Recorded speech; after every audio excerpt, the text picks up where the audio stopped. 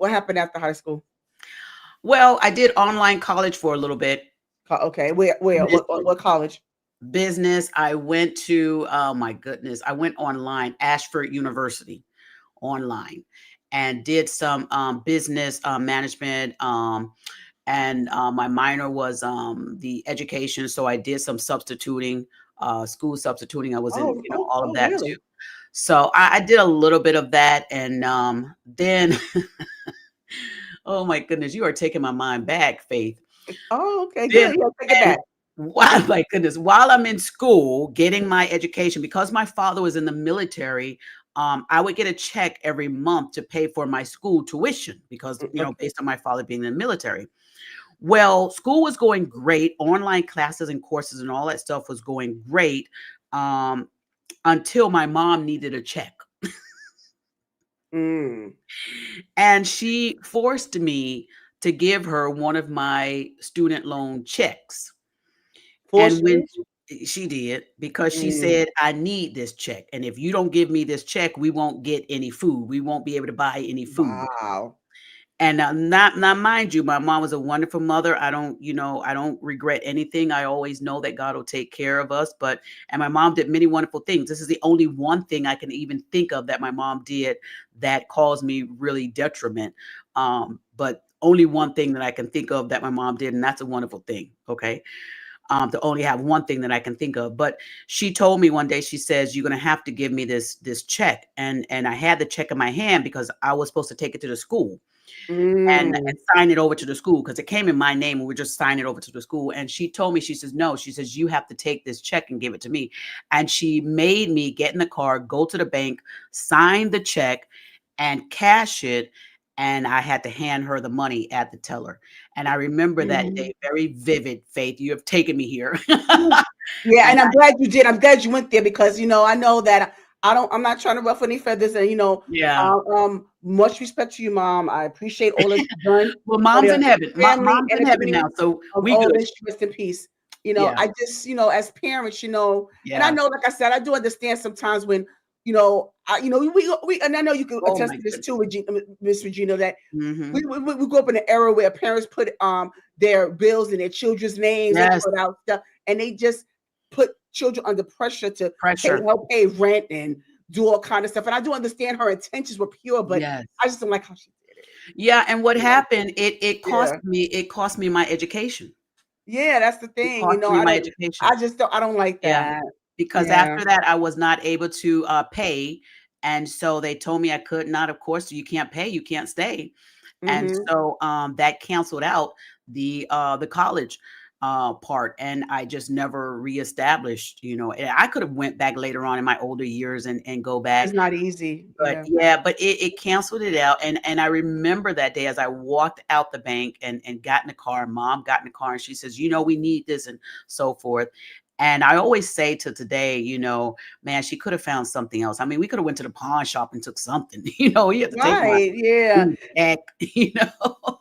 Because I don't believe in play. I just don't believe in I understand children to some degree have a responsibility to Yeah, help out. I get that because you want to teach them responsibility, yeah. leadership, self-sufficiency. I get all that.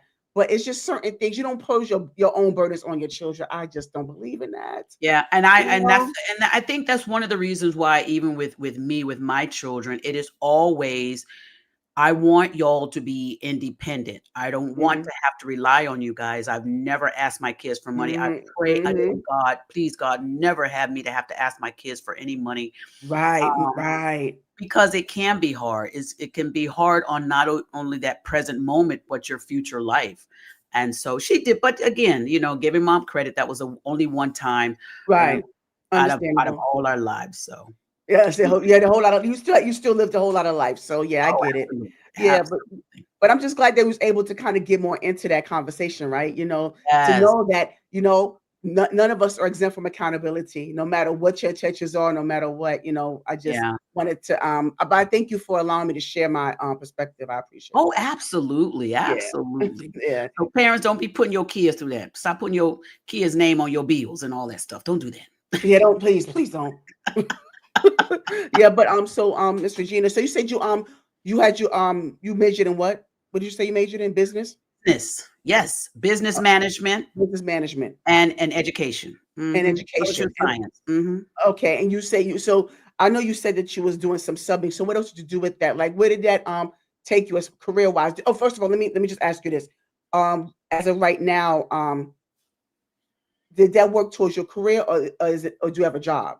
Because there's a difference. No, actually, what I've always done, I've always been in finance and money. I had Finance. many careers.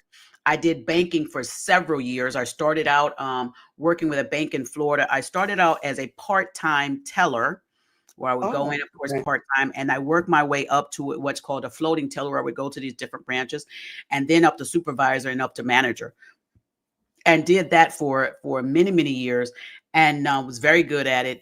And one day, one of my friends who used to work at the bank, she left and she went to work for a mortgage company. She came in and she said, "Hey, the gentleman that I'm working for that owns his mortgage company is looking for somebody to manage his company."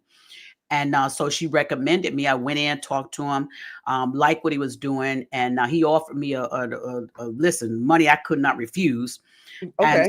it was great, six-figure salary. And so Oh, I went over there and yeah. helped him out and did that for many years. And then ended up after a while, leaving there and going into real estate, doing real estate and so forth. And had really a good time doing that. And then my husband's actually still a real estate broker. Okay. And then when we moved to Georgia, I started helping business owners, investors to be able to purchase homes, purchase properties, do the rentals on it, and found out that a lot of these business owners were purchasing these properties in their own names. And we're talking about foreign nationals. And so I spoke with a couple of them and I said, you guys need to put these in business names. So to have them turn over from a business name, I mean, from a personal name to a business entity so that it would be better. Because if somebody sues you, they're going to sue your name. You need to protect your name.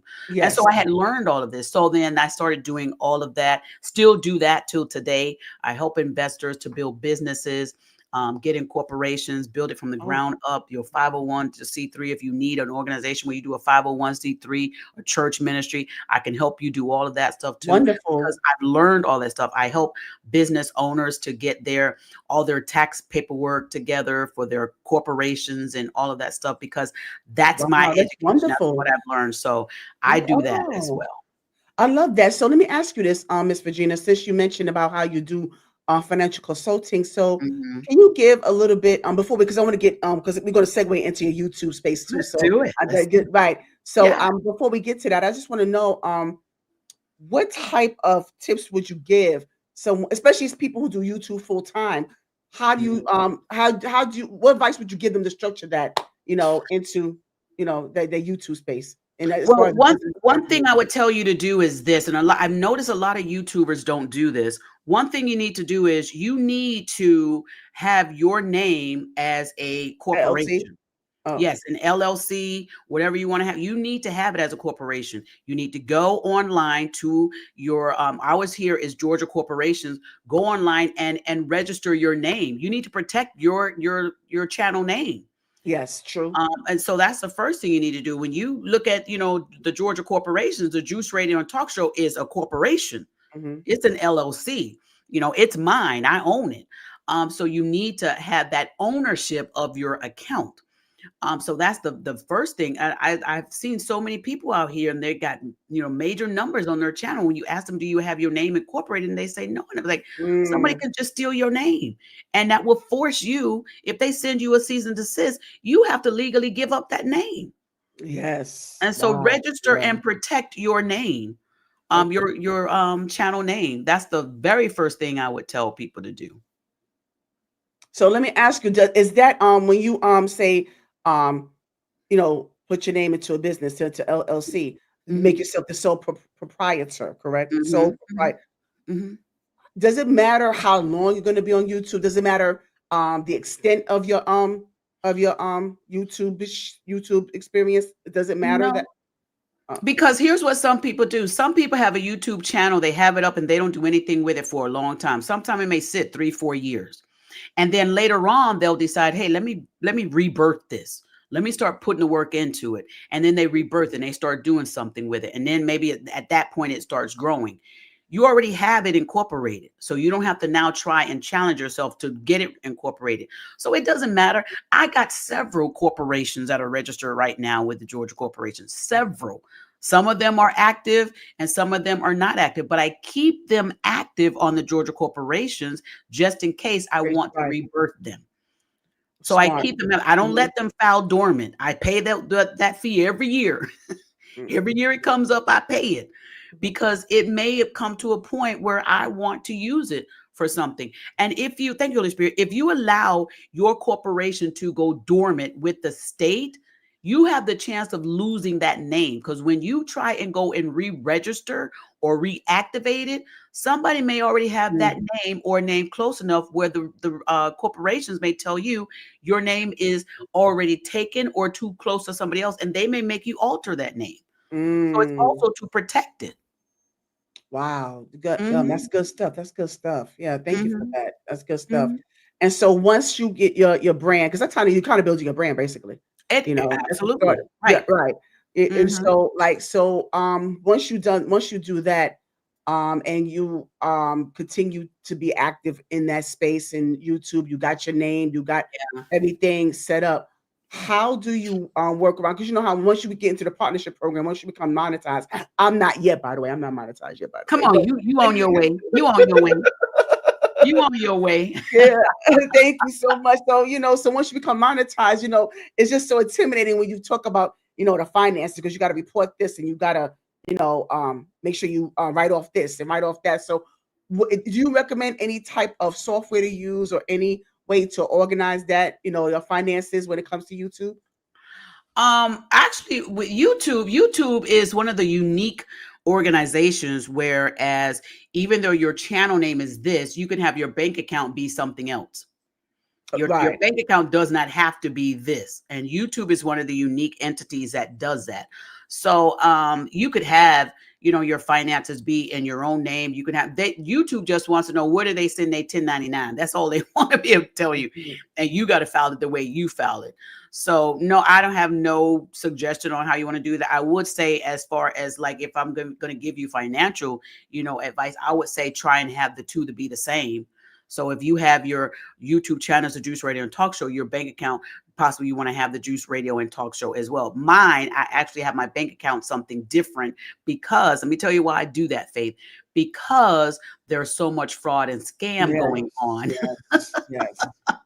Mhm, Yeah, I mean, people have lost their YouTube channels and mhm. Facebook channels and stuff like that. And so I have mine to be something totally different, my bank account at least. Yeah, I think you should have a separate account for your, Mhm, business, right? mhm, Yeah, a mhm. separate business account, and Yeah. that's where you would deposit your YouTube money That's into. where YouTube goes into, right. Yeah, Mhm. that'll make more sense, but thank you so much for that, and please pray I'm hoping that some of the content creators out there or those who are interested in, starting a channel and building that up, please, take the advice of Juice Radio. Yes. That's some solid advice, so I do appreciate that.